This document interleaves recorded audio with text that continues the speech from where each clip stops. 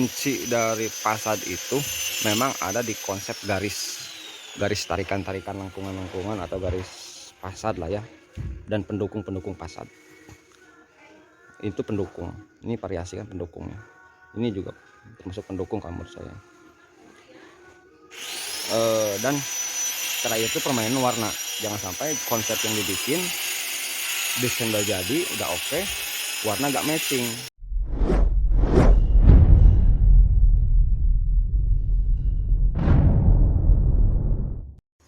Assalamualaikum Wong. Nah ini kita lagi proses finishing Wong. Mantap banget Wong ya. Keren banget nih. Pas pagi suasana siang nih. Ini sebentar lagi beres nih Wong. Pegawai banyak yang libur hari ini, jadi banyak yang tepar terkena virus zaman now. Tapi kerjaan tetap lanjut Wong. Kita cek dulu ya. Yuk kita jalan dulu Wong. Kita cek dulu. Ini pemasangan pagar. Aneh kan Wong pagarnya ya. Nah ini tuh buat tanaman Wong. Oh cek. Nah ini dulu. Ini buat dudukan tanaman. Jadi bisa tanaman rambat ke bawah, nanti ke sini pakai likuan yuk, di sini pot. Nanti ke bawah likuannya bisa. Ini udah jadi tanamannya satu. Lumayan Wong. Pagar sudah terpasang. Itu untuk apa ya? Skin buat fasad sudah terpasang juga.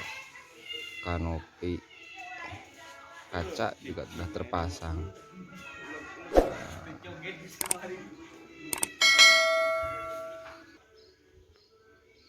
Mantap kan Wong. Ini sudah 95% sekian udah beres. Tuh kacanya belum dipasang, ini buat dudukan kaca Wong. Jadi bolong ini buat dudukan kaca, dia lebih ciamik lah. Ini belum terpasang, ini wood plank. Ini nanti wood planknya. Nah tips saya kali ini mau bahas mengenai ini Wong, pagar. Di pagar nggak harus melulu full dari besi holo ya.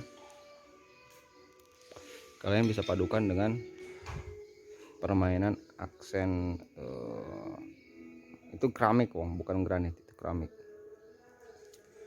Nah ini kita pakai dinding, tapi kita sedikit kasih aksen garis ini. Kalau di kamera terlihat ini kameranya kurang mendukung ini. Nah ini kan jadi lebih elegan. Sini nanti bisa nama di sini pojok sini boleh nama, sini nama boleh, sini kalau nomor di sini boleh. Gitu. Ini nanti dikasih kaca. Pengerjaan pun lebih cepat dan efisien, dan dari segi harga juga bisa di press sebetulnya. Kalau ini semua dipasang pakai pagar begitu, pagar holo, biayanya pun nggak akan jauh dengan posisi pagar struktur seperti ini. Tapi plusnya teman-teman bisa di sini banyak perpaduan, banyak variasi bisa dipasang di sini. Jadi nggak terlalu monoton kayak pagar-pagar ya begitu tuh. Jadi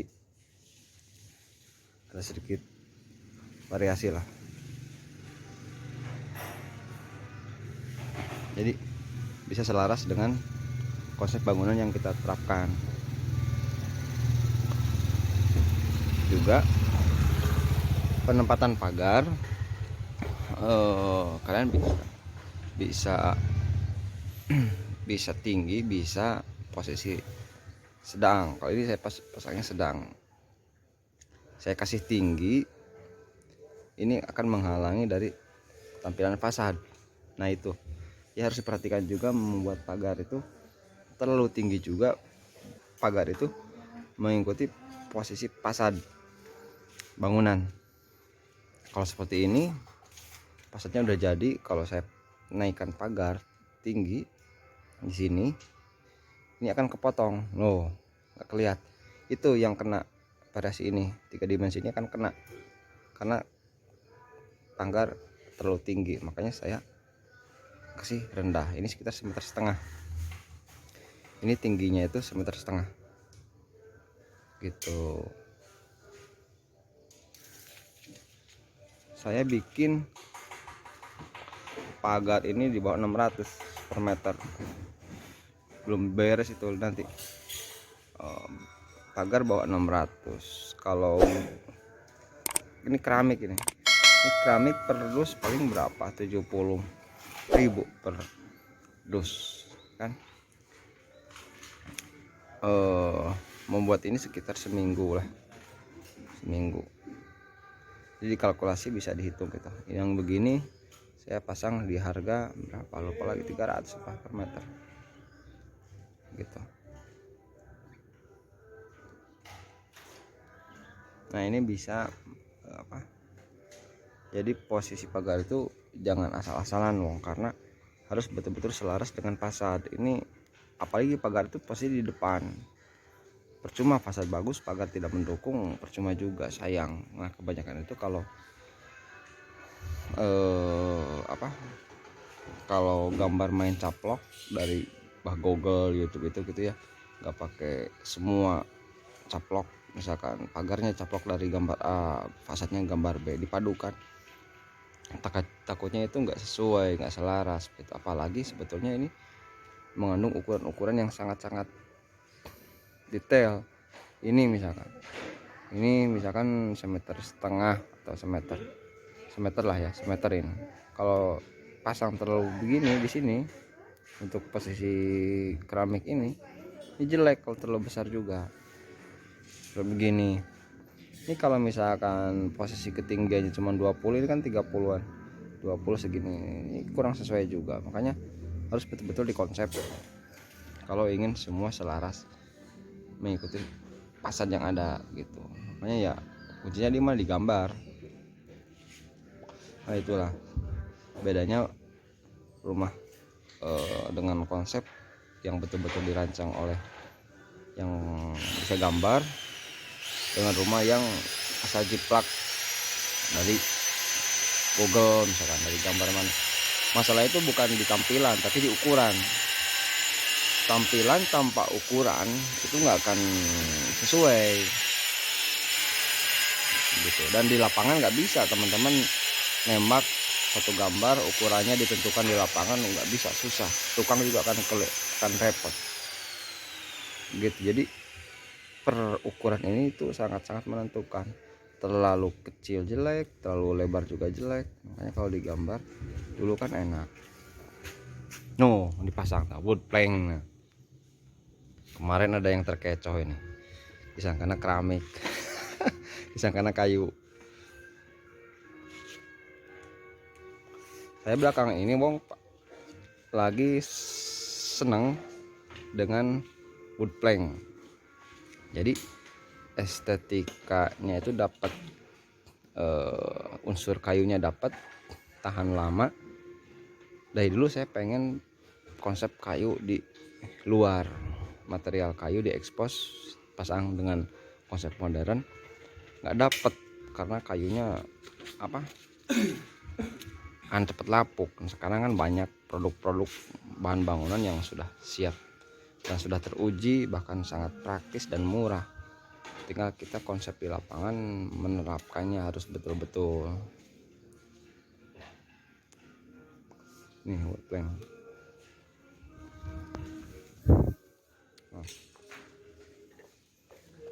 Ya.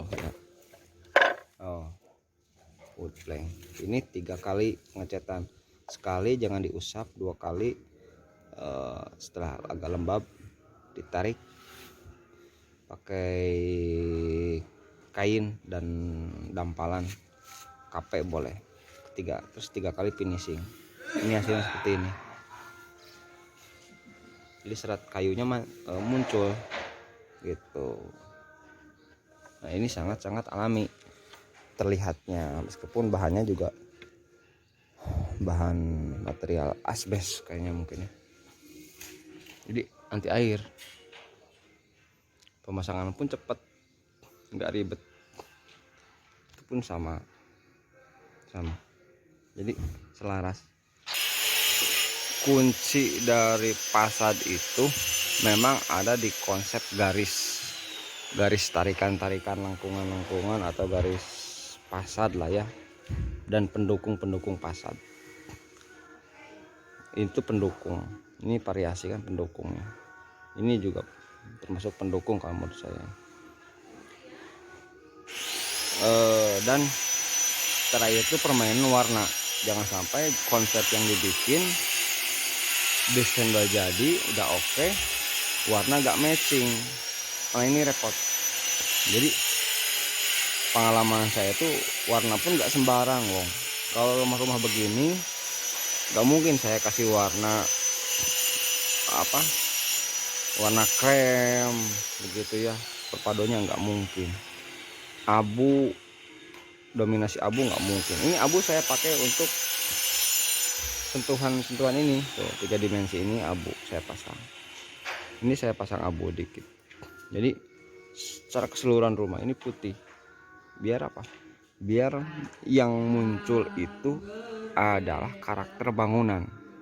Jangan sampai karakter bangunan itu kalah dengan warna cat yang dominan. Itu akan, pandangan orang pun berpaling akan ke cat, bukan ke konsep. Tapi juga saya selalu menitikan pada suatu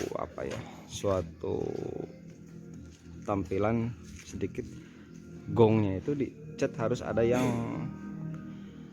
menonjol. Nah saya kasih ini di wood plank, nggak di cat dinding tapi di wood planknya saya kasih warna walnut brown 888 kodenya itu dari Propan.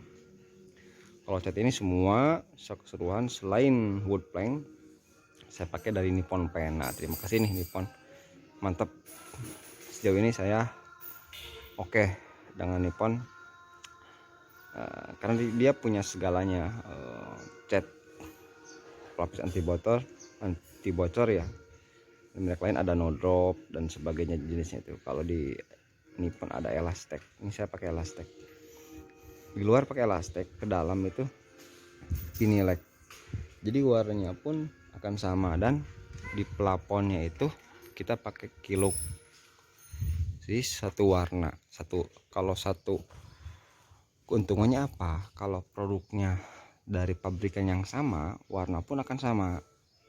Nah itu kuncinya itu. Jadi kalau saya banyak caplok banyak produk, di plafonnya beda produk, dinding luar beda produk, dinding dalam beda produk, meskipun warna-warna putih sama tetap ada perbedaan. Wow.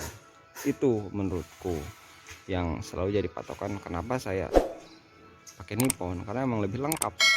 Cat plafonnya ada, cat dinding interior ada, eksterior ada, eksterior pun ada yang cat biasa yang ya kelas-kelas pada umumnya lah, ada yang high, ada yang menengah, banyak sekali. Ada juga ada pelapis anti bocornya, enak. Termasuk pun pada cat besi ada juga, jadi menyatu gitu loh warnanya. Jadi warna putih pada besi, warna putih pada dinding luar eksterior, warna putih pada interior, warna putih pada plafon, itu akan satu, akan sama. Itu enaknya kalau satu warna, satu merek gitu. Saya sarankan teman-teman yang mau melakukan pengecatan itu parameter utamanya itu pada produk. Kalau warna semua sekarang hampir semua cat di ting-ting itu tersedia, warna pun ada. Cuman gak semua produk cat mengandung punya produk-produk model lengkap gitu, kayak cat kayu, cat besi, cat plafon, cat semuanya sampai bahkan pada cat duko pun itu jarang yang semuanya lengkap gitu, makanya saya pakai Nippon ini. Nah, pasang ini, pasang wood plank.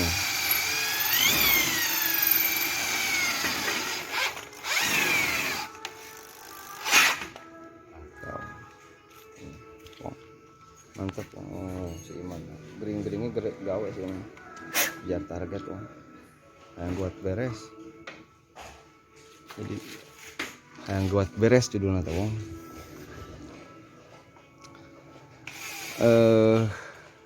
itu apalagi ya, ini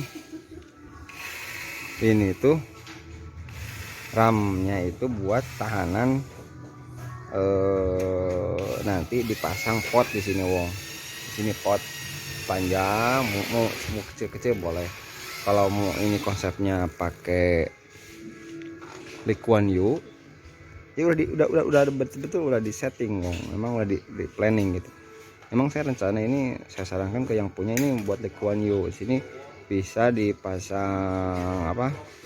Lee Kuan Yew bisa di bawah. Sini nih maksudnya nih.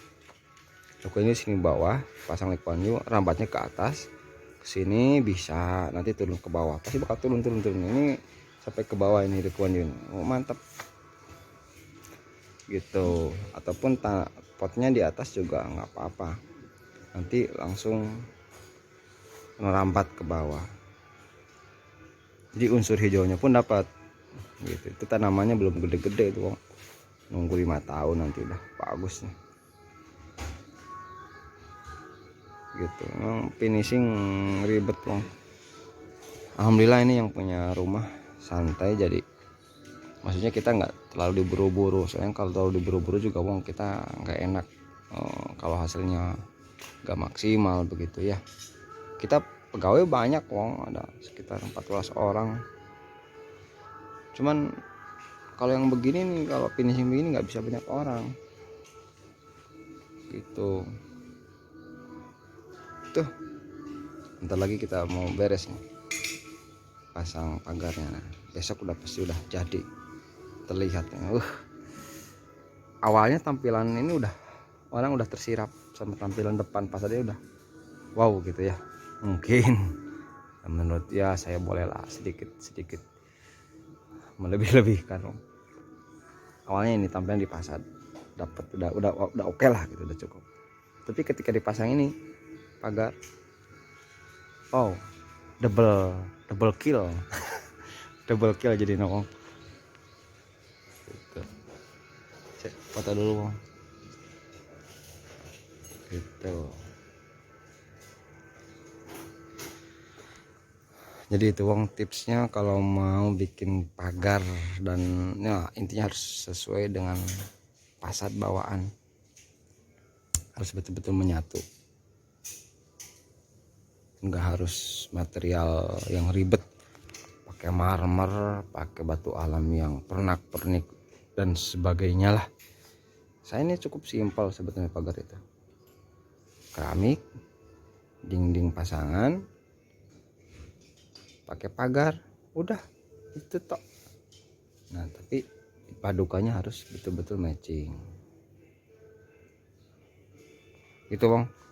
Jangan lupa like, subscribe bang. Yang mau ditanya silahkan komentar, nanti si Deng Mimin balas komentarnya. Itu juga bisa langsung terkoneksi ke saya bang. Kalau saya pegang semua, saya kebetulan kerja nggak bisa. Tapi kalau nanya nanti sesekali saya jawab, atau nanti Neng Mimin juga jawab lah, udah mampu dia. Ini kita di Tasikmalaya ya bang ya, di Tasikmalaya. Jadi untuk proyek-proyek Tasikmalaya insya Allah kita bisa. Kalau di luar Tasikmalaya kita belum keburu bang. Untuk sekarang kita fokus untuk Priangan Timur, khususnya Tasikmalaya. Yang mau perlu konsep bangunan plus bangunnya, silahkan hubungi admin Patikarya ya. Oke Wong, jangan lupa like, subscribe, share ke teman-teman. Mudah-mudahan ilmu ini bermanfaat, menjadi inspirasi teman-teman. Tak doain lah Wong, kalian punya rumah idaman, gedekan es kamu Wong, jual tanahmu, jual warisanmu, bikin rumah yang gede gini Wong, mantap. Ini rumah sultan, anak muda padahal yang punya ini. Kayak apa nih rumahnya Wong, mantap kan Wong. Gitu Wong. Assalamualaikum warahmatullahi wabarakatuh. Jangan lupa subscribe, like, komen.